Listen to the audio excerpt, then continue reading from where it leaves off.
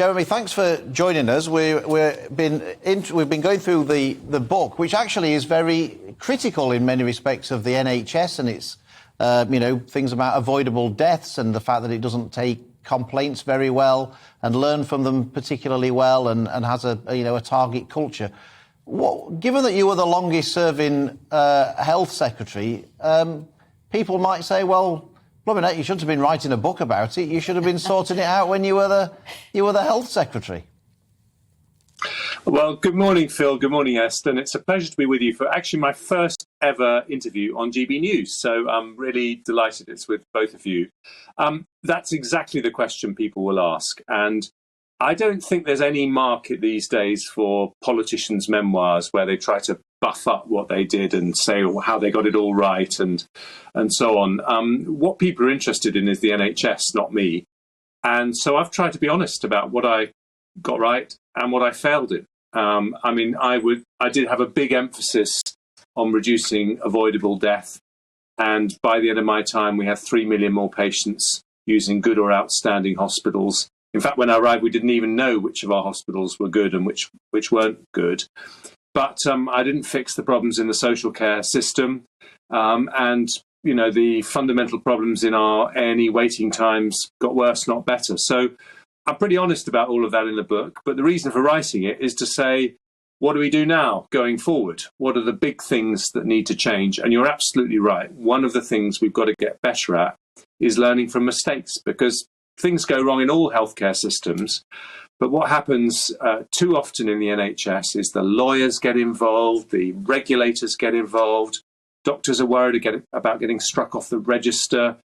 And the most important thing, which is that we learn why a tragedy happened and we make sure it never happens again, ends up going to the back of the queue.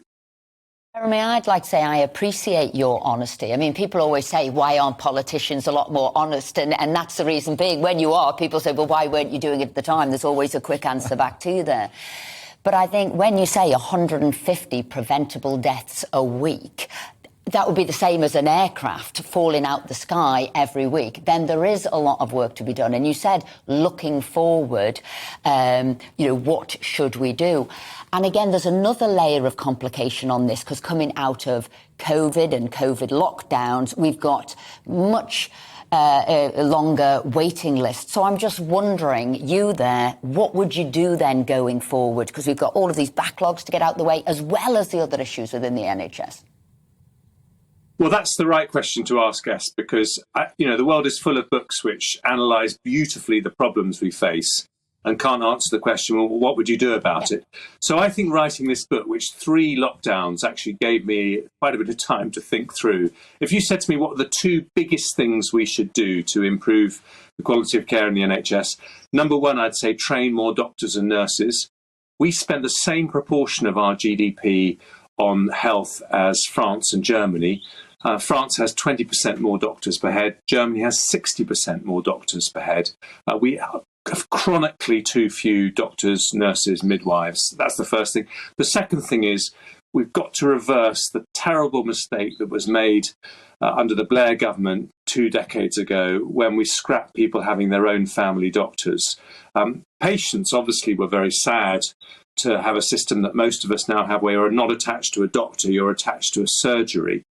But last year we saw the clinical evidence that you are 30% less likely to go to hospital if you see the same doctor over a long period of time, 25% less likely to die.